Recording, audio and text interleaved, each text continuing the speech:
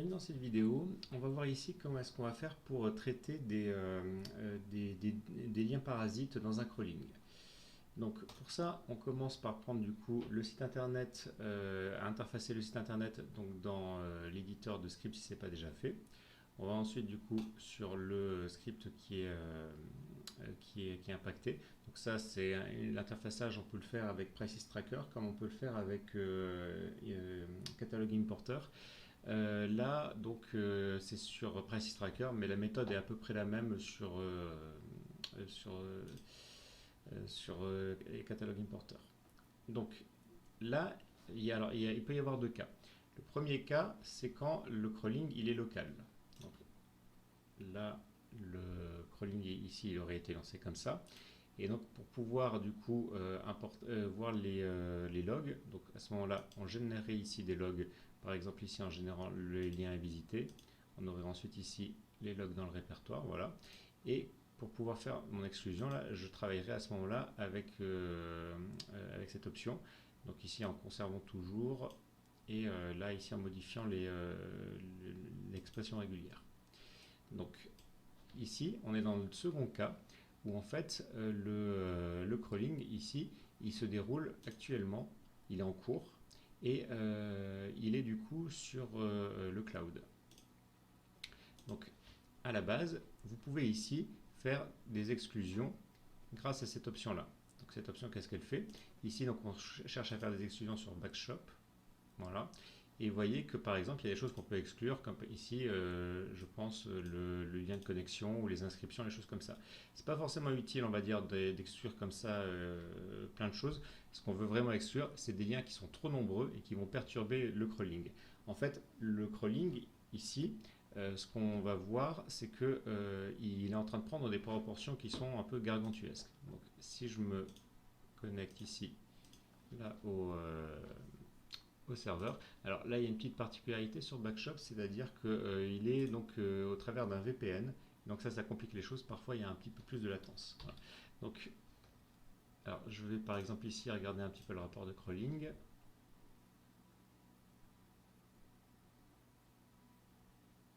Voilà, là, le rapport de crawling, vous voyez qu'il a déjà visité 25 000 URL. Et là, il doit encore en visiter 182 000.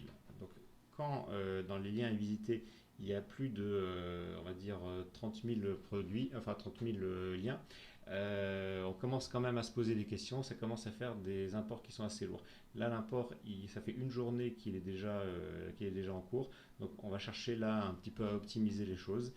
Alors, pour pouvoir optimiser ça, il va donc falloir travailler l'expression régulière que je vous ai montrée précédemment et du coup faire en sorte d'enlever certaines choses. Voilà. Donc là, on a déjà enlevé tout ce qui est dans le checkout et le basket. Donc ça, c'est tout ce qui est le panier et le processus d'achat. Voilà, bon, parce que ça, ce sont des choses qui ne sont pas forcément pertinentes. Là maintenant, on va essayer d'aller un petit peu plus loin. Donc la première chose à faire, c'est de se procurer le rapport de crawling. C'est là-dedans qu'il va y avoir toutes les informations dont on va avoir besoin. Voilà, donc là, on le télécharge.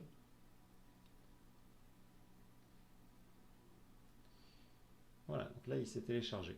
Je peux éventuellement regarder si dans le log principal tout s'est bien passé. Voilà, bon, a priori il n'y a pas de souci à ce niveau-là. Et là où ça va vraiment être intéressant, c'est dans les liens à visiter et dans les liens visités. Les liens visités, c'est ceux que vous avez déjà fait. Donc on va dire que sur cela, il n'y a pas vraiment d'enjeu. Ils ont déjà été visités, vous n'allez pas pouvoir remonter le temps et vous n'allez pas pouvoir alors on peut faire en sorte que pour le prochain crawling, ces liens-là dans ce rapport-là, il y a certains liens qu'on évite. Là, par exemple, dans ce rapport, je pense qu'on va vite en trouver. Bon, a priori, tout ça, ça m'a l'air d'être des liens légitimes. Bon, mais si on avait, on va dire, on pourrait repérer certains motifs de l'URL. Par exemple, si on ne veut pas ici tout ce qui est dans stock B, on aurait pu à ce moment-là l'ajouter afin de garantir qu'au prochain crawling, eh bien, on ne repasse pas sur ces produits. Là, ici, l'enjeu il est double. C'est de faire en sorte qu'au prochain crawling, eh bien, ça se passe mieux que sur ce crawling-là, mais c'est aussi de faire en sorte d'améliorer le crawling actuel. C'est-à-dire qu'on voudrait que ce crawling-là, il aille jusqu'au bout. Là, actuellement, il accumule des liens, encore et encore, et en fait, c'est ça qui le paralyse. Donc, on va ici faire du coup une optimisation des liens en cours de crawling. Voilà, parce que ça, c'est quelque chose qui est tout à fait possible. Du coup, hop, Hop. Ce qui va surtout m'intéresser, ce sur quoi je vais surtout travailler ici, c'est le rapport des liens à visiter, ceux qui n'ont pas encore été visités. Ce sont les liens les plus lointains. Et en général, on va trouver plutôt les liens parasites là-dedans.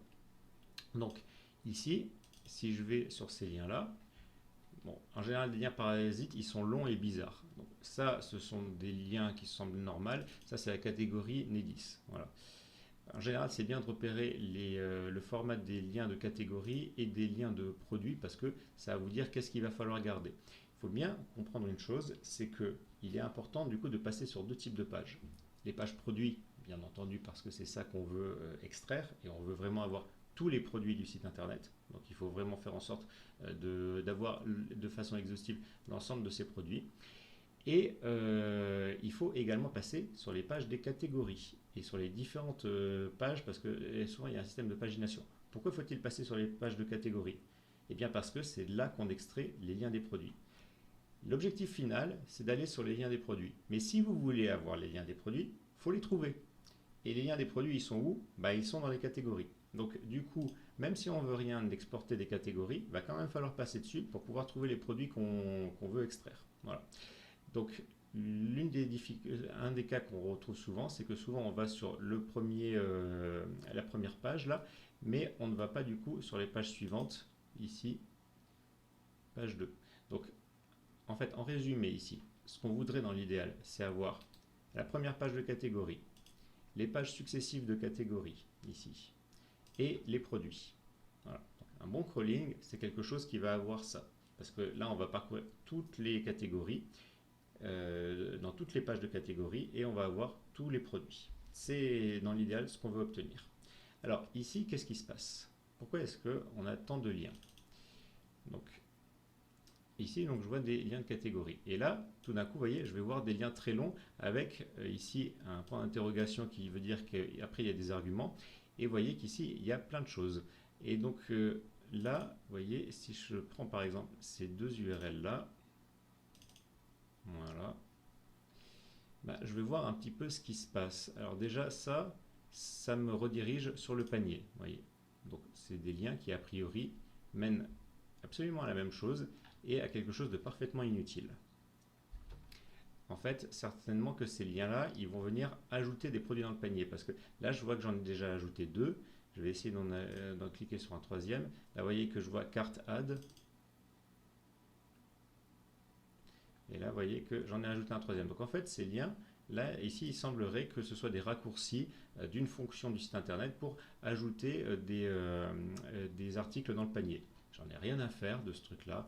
Je ne veux pas ajouter des produits dans le panier. Moi, je veux parcourir les produits pour avoir leurs infos.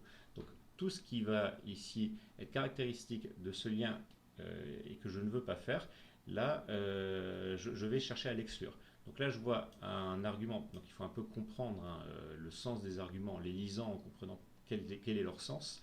Là, je vois function, ça ressemble à fonction, carte add, donc ça, je vais essayer du coup, évidemment, de l'exclure. Voilà. Donc, alors, c'est bien si je fais plusieurs exclusions avant, comme ça, je vais éviter, on va dire, de faire des allers-retours et de retélécharger le rapport à chaque fois. Bon, là, le truc, c'est que en fait, ici, j'y vois pas vraiment clair dans ce rapport parce qu'il y a plein de ces trucs-là qui parasitent partout. J'ai l'impression que c'est surtout ça, en fait. Hein. Voilà. Et ça prend l'essentiel de la place. Donc là, étant donné que ces liens sont omniprésents, je vais quand même vouloir faire, dans un premier temps, un nettoyage de ces liens. Et puis après, on va aller plus loin dans l'optimisation parce que là, le principal frein, ça semble être ces trucs-là. Voilà. Donc pour ça, je vais ici supprimer des liens à visiter. Alors, l'expression régulière, qu'est-ce que je vais vouloir faire? Je peux faire plusieurs choses. Soit je peux faire une expression régulière qui va non pas exclure des produits, mais au contraire n'inclure que cela. C'est-à-dire que là, en fait, il faut bien être conscient que l'expression régulière qu'on va mettre en place, c'est une liste noire. C'est-à-dire ce sont des liens sur lesquels il ne faut pas aller. Je peux aussi travailler en liste blanche. Bon, en général, on ne le fait pas, c'est extrêmement rare. Ça permet d'exclure des liens uniquement pour ce crawling. Ça permet d'exclure des liens uniquement pour cette passe-là, c'est-à-dire je vais exclure des liens en one-shot. Là, je vais exclure des liens Et je vais faire en sorte que le crawling, quand il va repérer de nouveaux liens, quand il va aller sur d'autres pages web et que tout d'un coup il va s'apercevoir qu'il y a de nouveaux liens, il continue ici donc d'exclure, d'appliquer cette même règle d'exclusion. Et là, ici, c'est ce qu'on va utiliser la plupart du temps dans 98% des cas. Là, je vais du coup exclure un certain nombre de liens, faire en sorte que cette exclusion se poursuive pour ce crawl, et faire en sorte aussi qu'elle se poursuive pour les crawls d'après. Et donc en fait, cette expression va être remplacée dans option. Voilà. Donc ici, je vais exclure, je retrouve l'expression régulière que j'avais dans option, donc qui est pré-rentrée. Et là, je vais venir ajouter quelque chose. Donc souvent, quand on fait quand on construit cette expression régulière, on va utiliser des structures comme ça. Voilà. Qu'est-ce que ça veut dire ça? C'est un ou en expression régulière et ça, c'est un masque, c'est-à-dire un ensemble d'instructions. Et vous voyez que là, ici, j'ai un premier bloc dans lequel je vais parler de la page de logout. Donc ça, c'est pour éviter de se désidentifier. C'est le truc qui est par défaut. Bon, souvent, ça sert un petit peu à rien. Mais bon, on le garde parce que ça ne mange pas de pain. Là, ici, donc, dans ce deuxième groupe, j'ai exclu du coup tout ce qui est le panier. Là, c'est pour le processus d'ordre. Et donc là, ici, je vais faire du coup un autre masque d'exclusion. Et je vais utiliser ça. Alors, notez qu'ici, ce sont des expressions régulières. Donc, par exemple, mettons que dans ce texte, il y a eu un point ici, je dois l'échapper. Voilà. Il faut faire attention à d'échapper les caractères spéciaux. Donc, là, ce n'est pas forcément nécessaire. Donc, je vais commencer ici par valider cette expression régulière. Voilà. Donc, là, il est en train donc, de l'entrer dans le cloud. Et qu'est-ce qu'il va faire? Il va faire du coup son nettoyage. Je ne sais pas si on va le voir à la fin. Une fois qu'il aura fait du coup son nettoyage, donc il n'y aura plus donc, dans la liste des liens à visiter les liens qui auront ce motif. Et ensuite, du coup, il va me régénérer les rapports et me les réafficher. Comme ça, si je veux faire une nouvelle exclusion, ce sera possible. Du coup, là, le rapport vient du coup d'apparaître. Hop, donc je vais aller une fois de plus donc, dans les URL visités. Et là, pardon, les URL visités, les URL à visiter. Hop, et là, alors je peux regarder le nombre de lignes totales que j'ai ici. Bon, je vois déjà que j'en ai un peu moins que tout à l'heure parce que tout à l'heure j'en avais 180 000. Je crois que je l'ai d'ailleurs toujours, ce rapport. Ouais, vous voyez ici, là j'avais 180 000 lignes, tandis que là, j'en ai plus, j'en ai moins de la moitié. Donc bon, c'est une bonne amélioration. Je vais voir si je vais pouvoir améliorer un peu les choses. Donc ces liens-là, vous voyez ici, il ne faut surtout pas les exclure parce que ce sont les liens du coup des pages de catégorie qui sont du coup paginées. Je vais essayer de voir si je peux faire une autre optimisation. Bon, là par exemple je vois des liens un peu longs. Je vais essayer d'y aller pour voir ce que ça donne. Bon, je vois que ce sont des liens de produits, donc ça on va éviter d'y toucher. Alors parfois il faut faire attention sur les liens de produits, il peut quand même y avoir devant tout un tas de choses qui peuvent être variables. C'est-à-dire qu'un même lien de produit peut avoir du coup plusieurs URL différents. Pourquoi? Parce qu'il appartient à plusieurs catégories et que du coup vous allez avoir chaque fois plein de catégories. Alors en général on le laisse. Si c'est trop gênant et que ça nous fait perdre du temps, il y a peut-être des optimisations qui seraient possibles à ce moment-là. Hop. Est-ce que je vois d'autres liens que je peux exclure? Ça c'est quoi? Ça c'est toujours des liens de produits. Ça, vous voyez, c'est des trucs un peu plus curieux, comme wishlist. Ça, souvent, c'est des choses qu'on voit beaucoup. Tout ce qui est en rapport avec le panier ou des modules éventuellement. Il y a le mot module souvent dans ces URL, ou bien wishlist, liste d'envie, et choses comme ça. La wishlist, donc vous voyez, c'est des choses comme ça qui ne vont pas avoir forcément grand intérêt. Ça, je vais les exclure. Et puis là, en plus de ça, je vois pop-up égale 1. Ça, certainement, c'est des trucs qui se mettent en pop-up dont on se fiche. Donc là, ce que je vais faire, c'est que je vais du coup refaire une exclusion, parce que maintenant j'y vois un peu plus clair. Et tout ce qui est en pop-up, je vais le dégager. Et je vais aussi du coup dégager tout ce qui a un option comme wishlist. Voilà. Donc là, vous voyez qu'on le fait sur des termes qui sont assez définis. Parfois, vous allez avoir des choses qui vont être moins définies. Par exemple, je ne sais pas, vous allez vous allez avoir un argument, on va dire que le lien, ça va être un truc comme ça. Là, je peux pas, là, le fichier en lecture seule. Vous allez avoir un argument, par exemple, comme ça. Voilà. Donc ça, c'est plus difficile à exclure parce qu'en fait, là, c'est pas recommandé de faire un truc comme ça. Voilà. Pourquoi c'est pas recommandé? Parce qu'en fait, vous excluriez un autre argument qui s'appelle normal A, par exemple, égale ID produit. Voilà. Donc, je sais pas, je mets n'importe quoi. Vous voyez que ça, enfin, là, en fait, si je fais cette exclusion, de toute façon, je ne ferai pas par rapport à 1, je ferai plutôt comme ça. Là, ici, le motif A égale, on le retrouve ici aussi. Voilà. Donc, quand on est face à des trucs comme ça, on essaye de mettre quelque chose de distinctif devant. C'est-à-dire que là, ici, je vais par exemple mettre ça, pour dire que du coup, ça doit être le début de l'argument. Le début de l'argument, il doit forcément commencer par un « et » ou bien par un point d'interrogation. Voilà. Sinon, ce que je peux aussi faire, c'est quelque chose qui soit différent des lettres. Voilà. Bon, je peux mettre ça aussi. Et je peux éventuellement aussi y inclure les nombres. Voilà. Donc, faire en sorte que si jamais il y a un caractère ici devant qui est différent de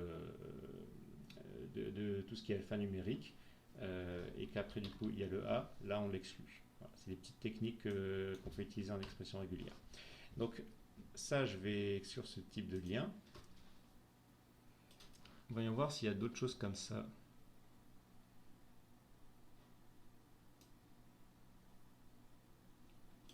J'ai l'impression qu'il y a des options qui se baladent. Pardon. Ce que je peux faire, c'est que je vais regarder tout. Ah, là, je vois des download files. Ben, ça, on va perdre du temps sur les download files.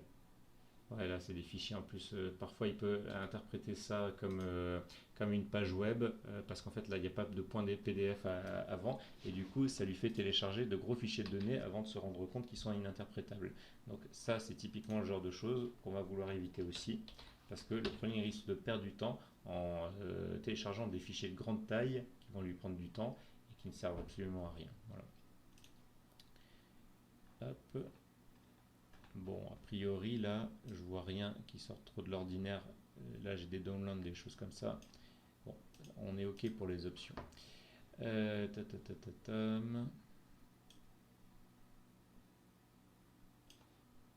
encore des pop-up, machin truc. Ouais.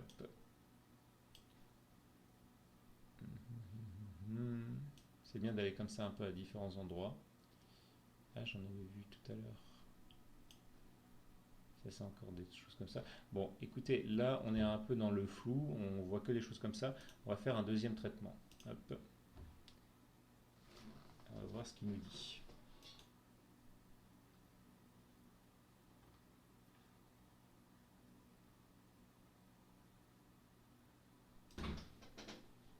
Alors, le fichier est apparu. Je vais toujours dans les liens à visiter. Donc, petit bilan, là, on voit qu'on est passé à 67 000 URL. Alors là, déjà, vous voyez, j'ai plein de choses qui viennent d'apparaître tout en bas. Notify Product in Stock. Bon, ça, certainement que c'est des notifications pour dire si le produit est en stock ou pas. Donc, c'est certainement un module qui utilise ça. Voilà, c'est ça, c'est une pop-up qui se met certainement si on veut être informé en cas de réapprovisionnement. Ça encore, hein, on s'en fiche, une fois de plus. Donc ça, je vais le dégager. Là, c'est pratique de mettre ces délimiteurs parce que donc ça évite les confusions. Bon, c'est un peu du luxe, on s'en fiche un peu en vrai. Là, vous voyez qu'il y a des choses un petit peu bizarroïdes. Alors, je pense que là, on va rentrer dans les histoires de filtrage. Ouais. Alors ça, c'est un des principaux problèmes. Là, ici, vous voyez que à gauche, vous avez ce qu'on appelle de la navigation à facettes. C'est-à-dire que ici, vous avez une colonne qui va vous permettre en fait de faire des filtrages sur cette catégorie. C'est-à-dire qu'ici, par exemple, si je mets que les produits en stock, voilà, ça va du coup faire une réactualisation et ça, vous voyez là, ça a modifié l'URL. Voilà, ici. Si ensuite ici je combine avec ceci, là j'ai deux filtres, en stock et ant. Bon, écoutez, ça a dû modifier quelque chose en haut. Là, je vois pas de modification de l'URL, mais certainement. Enfin bon, souvent il y en a une. Là, ouais, bon, il est bizarre leur truc, hein. Si par exemple là ici je fais non spécifié comme ça, vous voyez que là il m'a rajouté des choses. Donc là en fait on a une production de liens qui est très importante et là vous voyez qu'en fait il y a beaucoup de filtres différents. Là il peut y avoir plein de modalités sur d'autres catégories. Alors imaginez le nombre de combinatoires qui est possible, c'est souvent gargantuesque et donc ça ce sont des choses qu'on va chercher à éviter. Nous, qu'est-ce qu'on veut faire? On veut aller ici sur la catégorie principale, c'est tout simple là, ce qu'on veut faire. Vous voyez sur la catégorie principale sur laquelle il y a tous les produits. Et là en plus vous voyez que sur cette catégorie il n'y a que deux produits. Donc je vous laisse imaginer un peu la catastrophe que c'est d'utiliser du coup tous ces filtres pour faire du filtrage sur un seul ou deux produits. Et puis en plus de ça, vous avez certainement ici affiché par qui va aussi là encore ajouter quelque chose. Et ici en plus il y a deux moyens d'afficher les choses. Ça, là je vois que ça n'a pas d'impact sur l'URL, mais souvent c'est le cas. Donc ça va se cumuler encore avec ici tous ces filtrages. Donc, ça va nous donner des choses très compliquées et inutilement compliquées. D'autant qu'en plus de ça, vous avez des fois le filtrage du prix qui va ici rajouter un prix mini et un prix max, vous voyez ici. Et là, vous avez des fois 100, 100,01, 100,02, etc. Donc ça n'en finit plus. Alors, comment est-ce qu'on va faire pour se prémunir de ce genre de choses? Bon, là, je vois que tout simplement, ici, va y avoir des crochets. Alors, ce qu'on peut faire, vous voyez, c'est ici essayer de lister ces paramètres, par exemple, et dire, donc si ici j'ai online stock, hop là, je vais l'exclure. Et on essaie de lister comme ça les choses de façon exhaustive. Et là ici, quand on a des choses qui vont être variables, on va venir mettre du coup la forme du lien, c'est-à-dire des choses comme ça.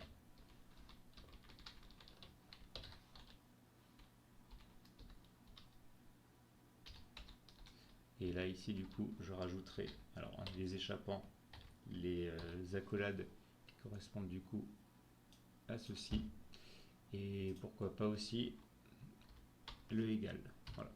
Donc ça ce serait possible. Alors ici je propose de faire un petit peu autrement. Donc ce qui caractérise ces filtrages de navigation à facettes pour moi, ça va être la présence en fait de crochets tout simplement à un moment donné dans les filtres. Donc certainement que ça va être quelque chose de la forme comme ceci. Donc ces arguments, ils ont d'abord un et ou bien d'ailleurs c'est un et ou un point d'interrogation parce que ici, alors là c'est pas le cas, mais ici ça pourrait très bien être comme ça. Oui évidemment, le fichier est en lecture seule. Hop, alors je disais, ça pourrait très bien être comme ça, et à ce moment-là, devant l'argument, il n'y aurait pas un et commercial, il y aurait un point d'interrogation. Voilà. Donc là ici je vais mettre les deux possibilités. Et ensuite ici, je vais dire que la suite, ça peut être des caractères alphanumériques, des caractères numériques, voilà, donc c'est alphanumérique, et puis le underscore, pourquoi donc là, certes, je ne l'ai pas dans ce lien-là, mais je vois qu'ici, là, il peut y avoir des underscores, et puis ici aussi, et là aussi. Voilà. Donc ça va être important de le mettre, et qu'à la fin, du coup, ça va se terminer par ceci, ceci et le caractère égal. Voilà. Et ça va me permettre du coup d'enlever tous ces liens de navigation à facettes. Donc là, on n'impacte pas du coup l'argument P égale qui sert à du coup incrémenter les pages, parce que l'argument P égale, il va jamais avoir du coup ce truc-là. Voilà. Là, ici, c'est important aussi d'essayer de comprendre un petit peu les choses. Là, O égale P, certainement que c'est order, l'ordre. Donc l'ordre c'est certainement ça, vous voyez. L'ordre, ça c'est l'ordre populaire à mon avis. Et ça va être meilleure note. Donc à mon avis, des O égales, on va en trouver de plusieurs types. Alors on va vérifier ça tout de suite. Je vais faire des O égales, on va y aller un peu à l'arrache. Hop là. O égale populaire. Bon, c'est que des trucs populaires. Ah non, là vous voyez, il y a d'autres O égale. On va enlever tout ce qui est l'argument O égale. Donc soit on peut ici faire une exclusion sur les différentes modalités, c'est-à-dire en prenant ça en ensemble et en le filtrant. Mais ici, du coup, c'est un petit peu le cas dont je vous parlais tout à l'heure. C'est-à-dire que là, ici, donc on a une seule lettre pour l'argument, donc il n'est pas très discriminant. Et du coup, ce que je vais faire, c'est que je vais devoir indiquer le début de cet argument. Donc ça va être ça. Et ici, donc c'est O égale. Voilà. Et comme ça, du coup, je vais filtrer cet argument-là. Product review, ça, à mon avis, les reviews, c'est tout ce qui va être les avis ici. Donc là, vous voyez que ça fait une redirection vers du coup la page produit. Mais en fait, cette redirection, il faut qu'elle soit faite. C'est-à-dire que ces pages produits, en fait, on y va déjà dessus.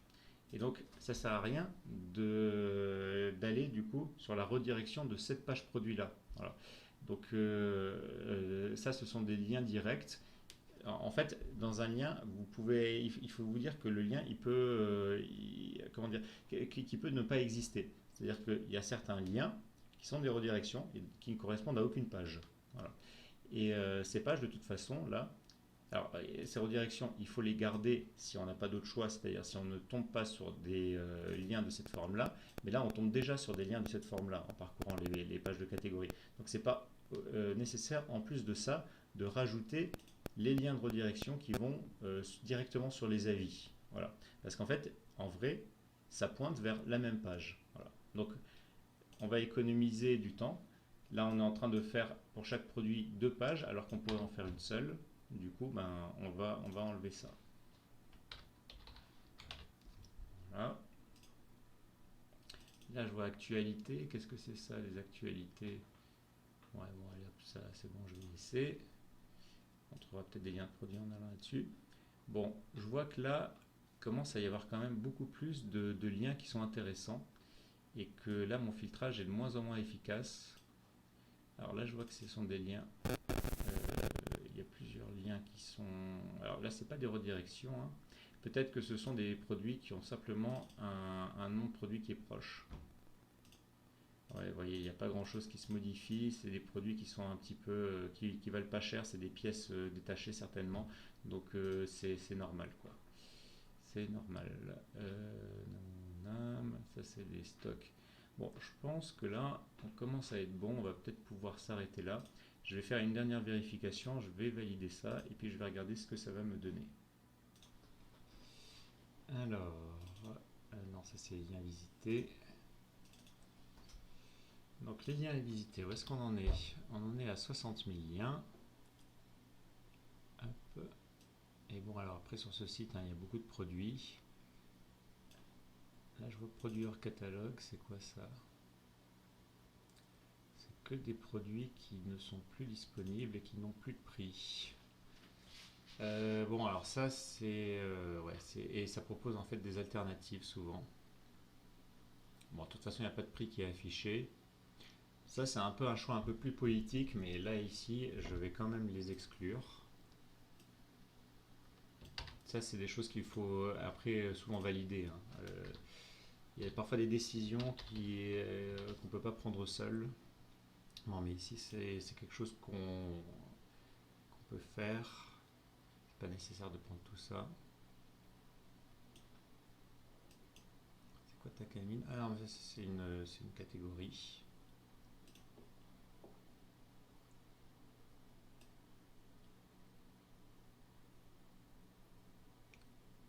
Bon, il n'y a plus de lien très bizarre. Ce qui est pratique de faire aussi, c'est vous mettez n'importe où et vous utilisez page suivante ou page précédente. Et ça permet de naviguer de façon un peu plus lente et un peu mieux maîtrisée dans ces grands fichiers. Et de voir un petit peu plus dans le détail.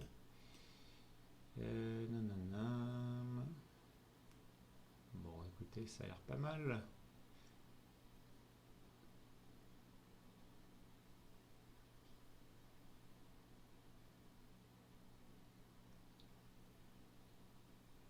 Ouais, allez.